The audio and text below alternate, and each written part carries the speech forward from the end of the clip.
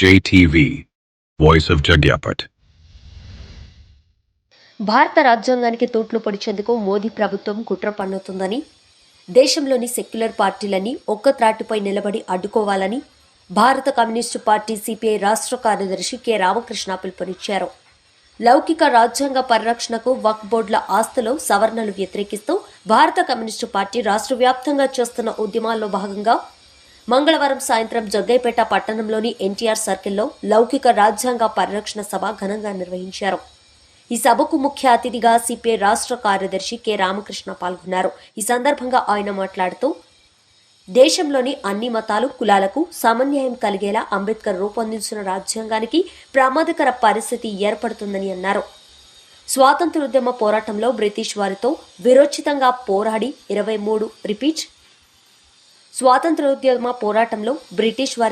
వీరోచితంగా పోరాడి 23 ఏళ్ల ప్రాయంలోనే ఉరి కంబం ఎక్కిన భగత్ సింగ్, చంద్రశేఖర్ ఆజాద్, అల్లూరి సీతారామరాజు లాంటి ఎంతోమంది ప్రాణత్యాగం చేసి సాధించుకున్న మన దేశంలో కులమతాలకు అతీతంగా డాక్టర్ బిఆర్ అంబేద్కర్ రూపొందించిన రాజ్యాంగానికి ప్రమాదకర పరిస్థితి ఏర్పడిందని అన్నారు.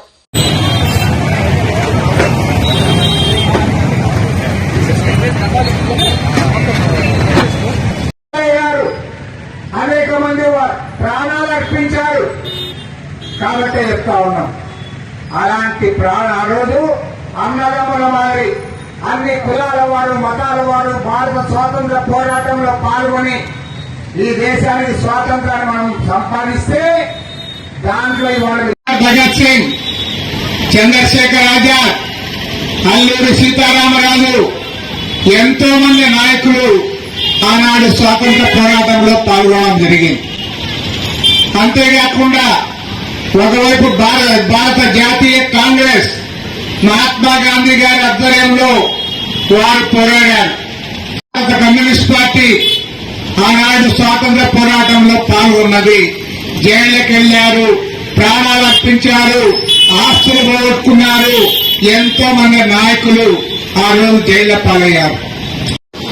ఇవాళ మొన్న మన ప్రధానమంత్రి నరేంద్ర మోడీ గారు ఆయన నాగ్పూర్ లో ఆర్ఎస్ఎస్ హెడ్ క్వార్టర్స్ పోయారు.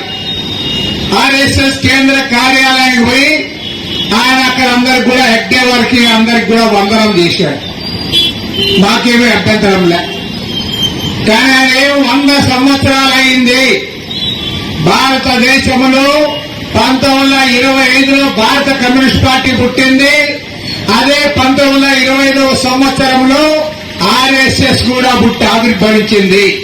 నాయకులు అడుగుతా ఉన్నా, బీజేపీ నాయకులు అడుగుతా ఉన్నా, అయ్యా 1925లో మీరు పుట్టింటే 1947 వరకు మీరు ఎక్కడున్నారు? బ్రిటిష్ వారు ఈ దేశాన్ని పరిపాలిస్తున్న కాలంలో ఆర్ఎస్ఎస్ వాళ్ళు ఎవరైనా స్వాతంత్ర పోరాటంలో పాల్గొన్నారా? మీరు ఏనాడైనా జైలు పోయారా? మీరు ఏనాడైనా త్యాగం చేశారా? మీరు ఎవరైనా ప్రాణాలు అర్పించారా? నేను అడుగుతా ఉన్నా.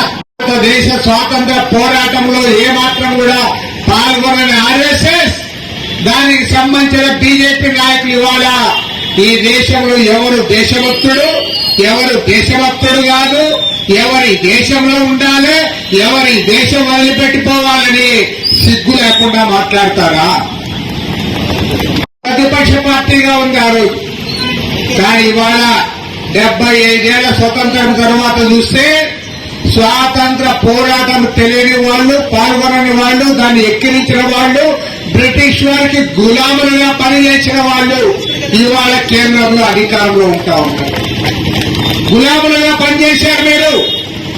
కాబట్టి ఇవాళ ధైర్యంగా చెప్పగలుగుతా ఉన్నారు. కాబట్టి ఇవాళ ప్రతి ఒక్కరు కూడా ఆలోచించాలి.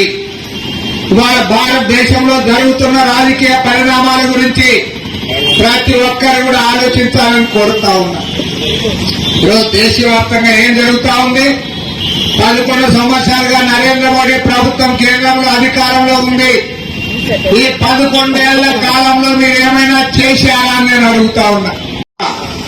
భారతదేశంలో ఉన్న హిందువులు బాగుపడ్డారా చెప్పమని అడుగుతున్నా. మీకేమైనా ఉద్యోగాలు ఇచ్చాడా?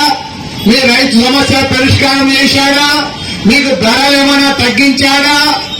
ఇవాళ నరేంద్ర మోడీ ప్రభుత్వం ఎవరైతే కార్పొరేట్ కంపెనీలు ఉన్నారో వాళ్ళకి ఊడిగం చేస్తా ఉన్నారు తప్ప పేదవాడి గురించి పట్టించుకోవడం లేదు. పేద మధ్యతరగతి వర్గాల గురించి కానీ, రైతుల గురించి కానీ, కార్మికుల గురించి కానీ, ఉద్యోగస్తుల గురించి కానీ వారెవరి గురించి కూడా పట్టించుకోలేదు. డబ్బున్న కోటీశ్వరుల కొమ్ము కాస్తా ఉన్నారు, వారికి ఊడిగం చేస్తా ఉన్నారు, వాళ్ళ ఆస్తులు పెంచుతా ఉన్నారు.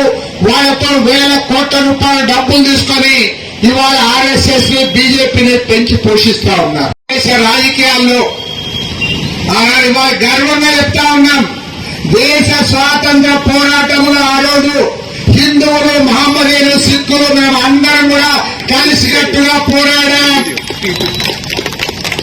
ఆ రోజు ఎక్కడ కూడా ఏ మీటింగ్ లో కూడా వారు హిందువులు వేరే, మహమ్మదీయులు వేరే, క్రైస్తవులు వేరే, సిక్కులు వేరే అన్నలా ఆ రోజు పోరాటంలో ముందున్నారు. కొన్ని చోట్ల హిందువుల కంటే కూడా అగ్రభాగాలు ఉన్నారు ముస్లింలు. ఆ పోరాటంలో చాలా మంది వాళ్ళ ఆస్తులు కోల్పోయారు, జైలు పాలయ్యారు, అనేక మంది ప్రాణాలు అర్పించారు. కాబట్టి చెప్తా ఉన్నాం,